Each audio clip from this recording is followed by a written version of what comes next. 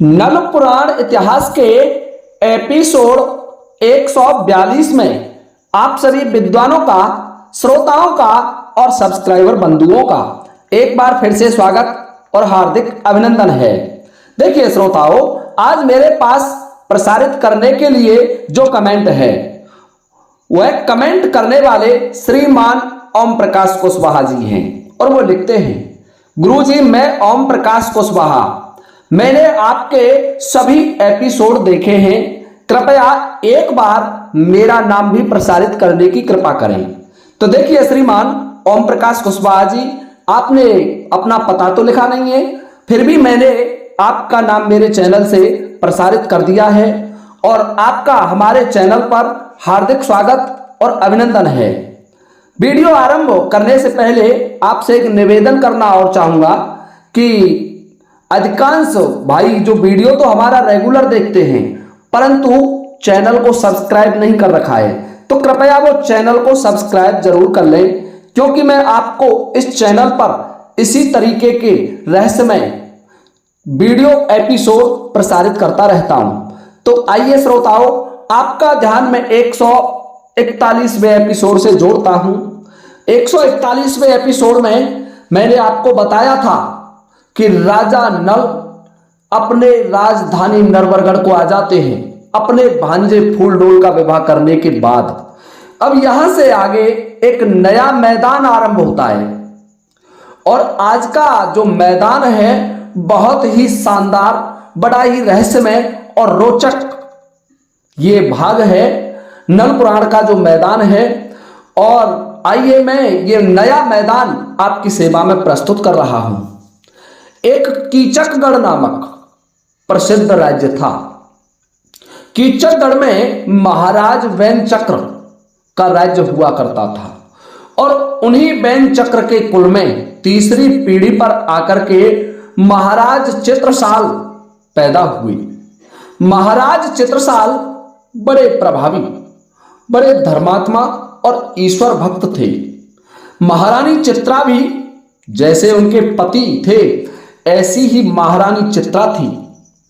दोनों का राजा और रानियों का प्रभाव धार्मिक, सामाजिक और राजनीतिक क्षेत्र में संपूर्ण संसार में व्याप्त था। ध्यान से सुनने की बात है, राजा के घर कोई भी संतान पैदा नहीं हुई। राजा के 2 पन व्यतीत हो गए पर राजा के कोई भी पुत्र पुत्री का जन्म नहीं हुआ। राजा निपुत्री हो गया। कहने का अर्थ यह है कि गद्दी के लिए वारिस नहीं पैदा हुआ और महाराज और महारानी दोनों बड़ी दुखी रहने लगे। धीरे धीरे राजा का और समय निकला, फिर भी कोई संतान नहीं हुई। राजा चित्रसाल महारानी चित्रा से कहने लगे कि रानी क्या करें, कोई पुत्र नहीं है, इतने बड़े साम्राज्य का क्या होगा। जब और समय निकला तो राजा चित्रसाल और रानी चित्रा बड़े दुखी रहने लगे।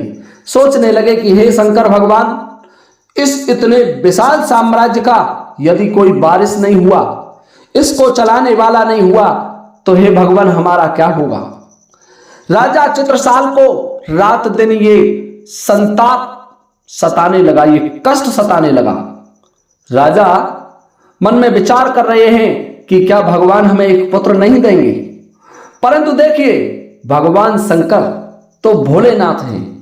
जब राजा और रानी चित्रा ने भगवान शंकर के व्रत, तपस्या और पूजा आरंभ की तो भगवान शंकर उन पर प्रसन्न हो गए और भगवान शिव ने आशीर्वाद स्वरूप उन्हें एक पुत्र दे दिया। रानी चित्रा गर्भवती हो जाती है। धीरे धीरे समय निकला। अब तो राजा बड़े प्रसन्न हो गए कि चलो मेरे राजकुमार या राजकुमारी का जन्म तो होगा, निपुत्री नाम मिट जाएगा। क्योंकि इस दुनिया में 2 व्यक्ति ऐसे हैं जिनके दर्शन करना भी बुरा होता है, एक निपुत्री और एक बिना गुरु वाला निगुरा। ये 2 व्यक्ति जिनके दर्शन किए जाएं तो वो अशुभ माने जाते हैं। हे श्रोताओं, राजा रानी से कह रहा है कि रानी अब तो हम प्रसन्न हैं, चाहे पुत्र हो या पुत्री हो। धीरे धीरे 9 माह का समय व्यतीत हो गया। राजा चित्रसाल की रानी के गर्भ से एक सुंदर राजकुमार का जन्म हुआ।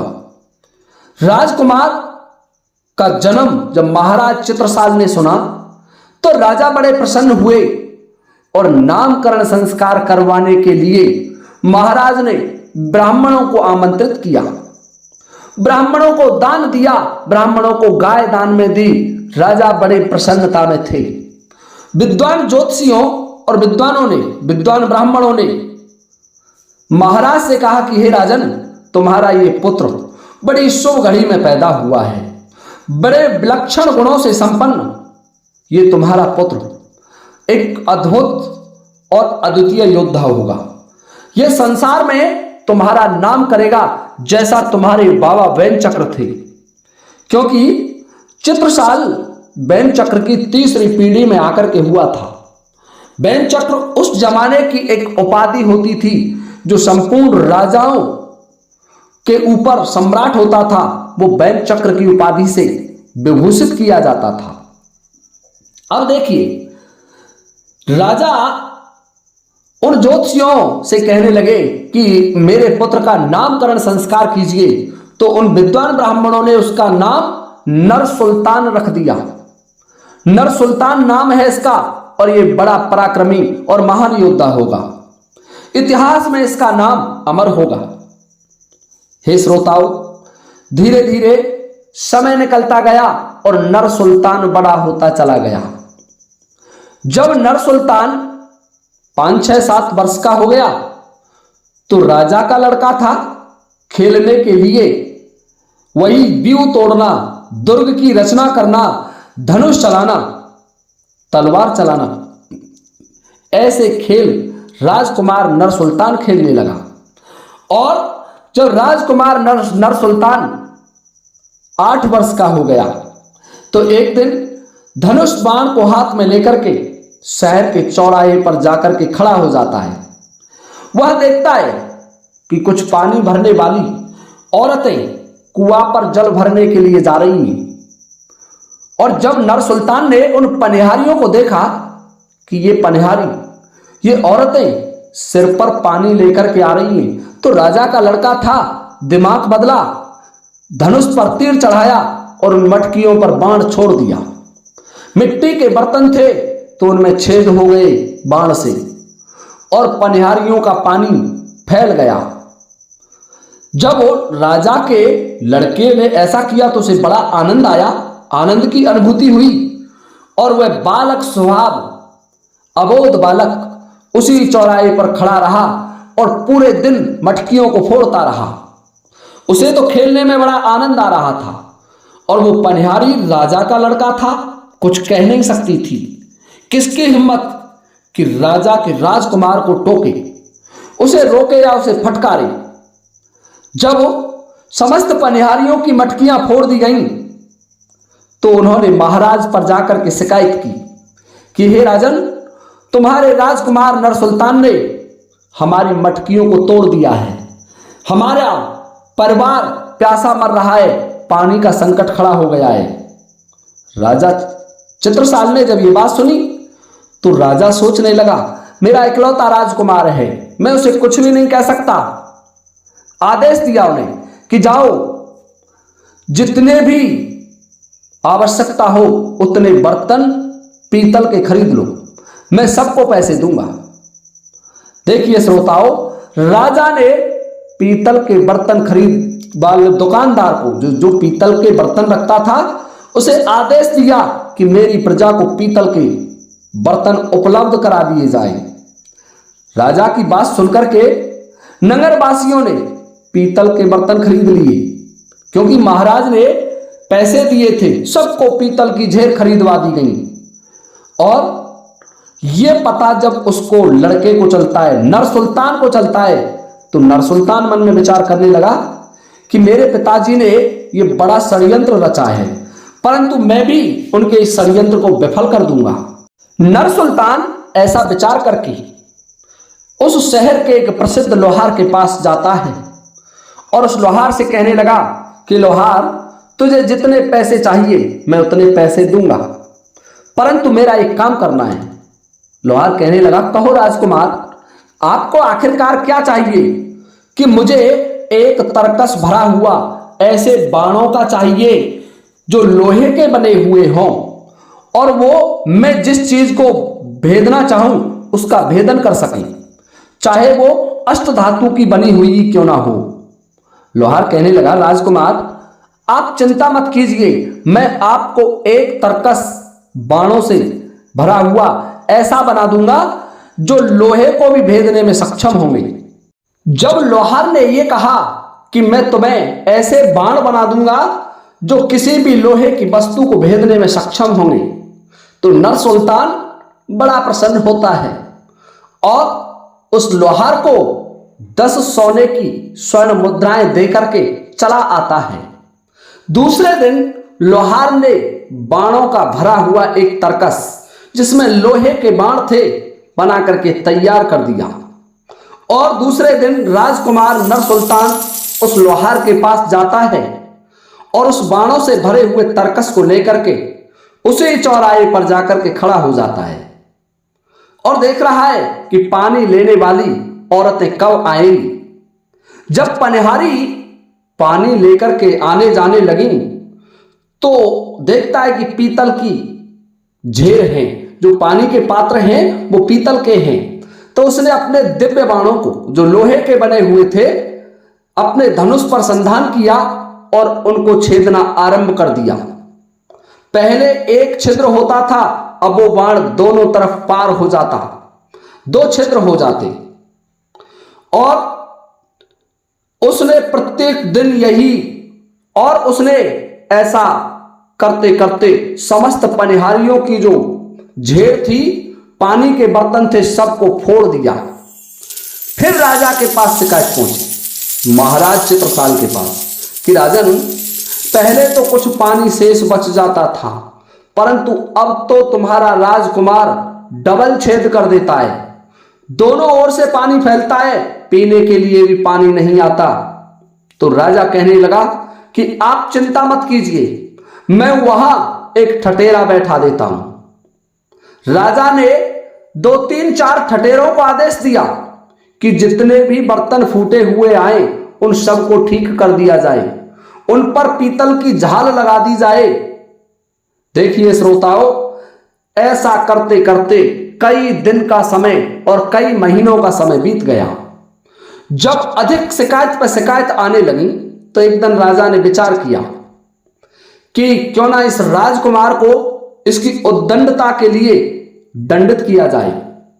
तो महाराज ने अपने दरबार में एक सभा बुलाई और उस सभा में विचार रखा कि राजकुमार को किस तरीके से उसके इस उद्दंड कार्य के लिए रोका जाए।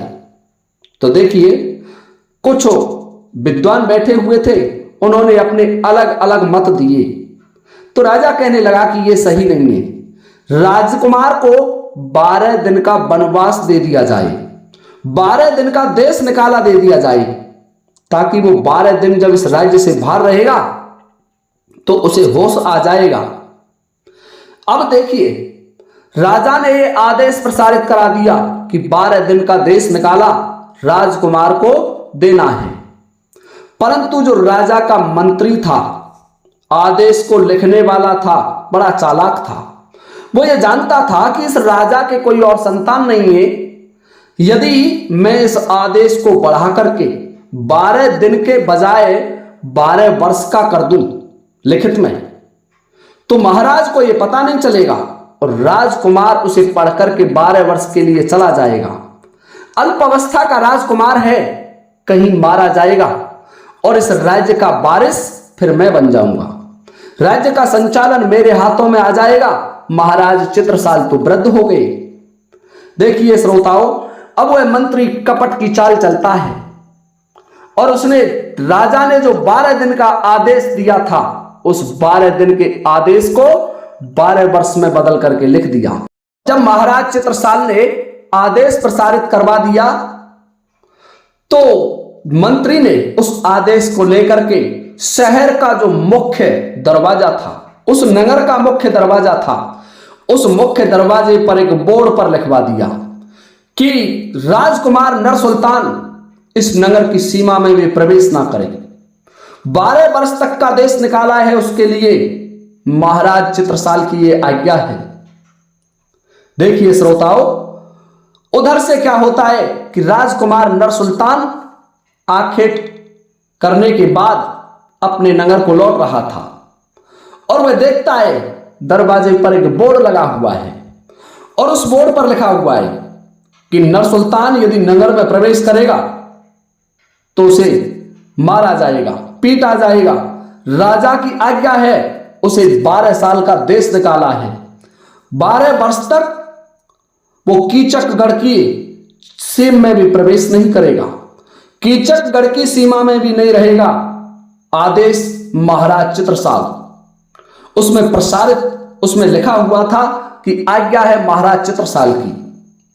जब नरसुल्तान ने वो बोर्ड पढ़ा तो उस बोर्ड को पढ़ करके नरसुल्तान मन में विचार करने लगा कि महाराज ने मुझे देश निकाला दे दिया है, कोई बात नहीं है, अब मैं भी महाराज के इस नगर में प्रवेश नहीं करूंगा। राजा की आज्ञा मानना सर्वोपरि होता है। महाराज का आदेश यदि मैं नहीं मानूंगा, राजकुमार सोच रहे हैं, तो फिर यह प्रजा भी राजा का आदेश नहीं मानेगी, इसलिए मुझे इस देश को छोड़ करके जाना चाहिए। देखिए श्रोताओं, अब तो नरसुल्तान ने चित्रसाल की आज्ञा को पढ़ करके वहीं से लौटना आरंभ कर दिया। अपने घोड़े को लेकर के वहीं से लौट जाता है और उस देश की सीम को बहुत जल्दी छोड़ना चाहता है।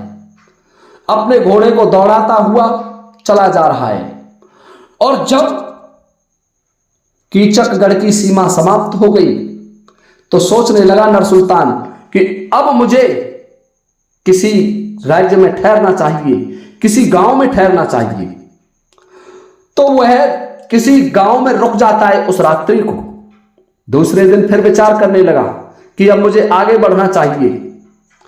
तो देखिए, चलते हुए राजकुमार नरसुल्तान इंदरगढ़ में पहुंच जाता है, जहां केशव राजा राज्य किया करते थे और राजा केशव का एक पुत्र था जिसका नाम था फूल सिंह। फूल सिंह की आयु भी नरसुल्तान के समान थी, दोनों समान आयु के थे। हे श्रोताओं, इधर नरसुल्तान कीचकगढ़ में प्रवेश करता है और कीचकगढ़ के फूल बाग में प्रवेश कर जाता है। राजा का लड़का था, डर किसी का मन में नहीं था, बड़ा बहादुर और वीर योद्धा था और एक 12-13 वर्षीय युवक राजकुमार था, कहना चाहूंगा एक बालक अवस्था में था। और उधर से फूल सिंह भी उसी फूलबाग को चला आता है। उस फूलबाग में उसने महाराज चित्रसाल के पुत्र नरसुल्तान को भ्रमण करते हुए देखा तो फूल सिंह पूछने लगा, अरे मूर्ख बालक, तू नहीं जानता ये शाही बाग है और इस शाही बाग में प्रवेश वर्जित है, तैने इसमें प्रवेश करने का दुस्साहस कैसे किया? इसके लिए हम तुझे दंडित करेंगे। जब नरसुल्तान ने यह बात सुनी तो नरसुल्तान हंस करके कहने लगा, अरे मूर्ख, मुझे तू क्या दंडित करेगा? दंडित करने लायक पहले बन तो सही, तू कौन है दंडित करने वाला? देखिए श्रोताओं, फूल सिंह और नरसुल्तान दोनों में आपस में बात ही बातों में विवाद बढ़ जाता है और जब विवाद बढ़ा तो दोनों में युद्ध आरंभ हो गया। दोनों राजाओं के लड़के युद्ध करने लग गए। अबोध अवस्था के बालक थे, दोनों में भयंकर संग्राम होने लग गया। फूलबाग में तेगाओं की झनकार उड़ रही है, बाणों के संचालन, बाणों की बरसात हो रही है, क्योंकि दोनों पक्ष से दोनों वीर योद्धा फूल सिंह और नरसुल्तान युद्ध कर रहे हैं। दोनों में बड़ा भारी भयंकर युद्ध हुआ और फिर मल्ल युद्ध होने लग गया और मल्ल युद्ध में नरसुल्तान ने फूल सिंह को भूमि पर डाल लिया और अपनी नगिन तेग निकाल करके उसे काटने लगता है। होने की बात उसी समय महाराज केशव इंदरगढ़ के राजा फूल सिंह के पिता उसी फूलबाग में भ्रमण के लिए चले आते हैं और जब फूल सिंह ने देखा कि ये दो युवक लड़ रहे हैं जिनमें एक मेरा पुत्र है और दूसरा उसी के समान किसी राजा का पुत्र दिखाई देता है। तो दौड़ करके आए और उन दोनों को बचा दिया। जब महाराज चित्रसाल के पुत्र नर सुल्तान ने देखा कि ये केशवगढ़ के राजा, इंदरगढ़ के राजा महाराज केशव हैं, तो उनके चरणों में प्रणाम किया। राजा केशव बड़े प्रभावित हुए, कहने लगे, बालक तू कौन है, किसका पुत्र है और यहां किस लिए आया? तो ये बात जब महाराज चित्रसाल के पुत्र नर सुल्तान ने सुनी तो कहने लगा, राजन, मैं बैंक चक्र का नाती महाराज चित्रसाल का पुत्र, मेरा नाम नर सुल्तान है। पिता ने देश निकाला दे दिया 12 वर्ष के लिए, इसलिए मैं मेरे पिता के राज्य को छोड़ करके इधर चला आया। देखिए श्रोताओं, अब यहां से आगे का वर्णन मैं आपको अगले वीडियो में लेकर के उपस्थित हो जाऊंगा। वीडियो बहुत ही रोचक और शानदार आएंगे यहां से आगे, वीडियो देखना ना भूलें। और अब मैं आपसे लेता हूं अनुमति इस वीडियो को विराम देने की। इसी के साथ जय हिंद, जय भारत।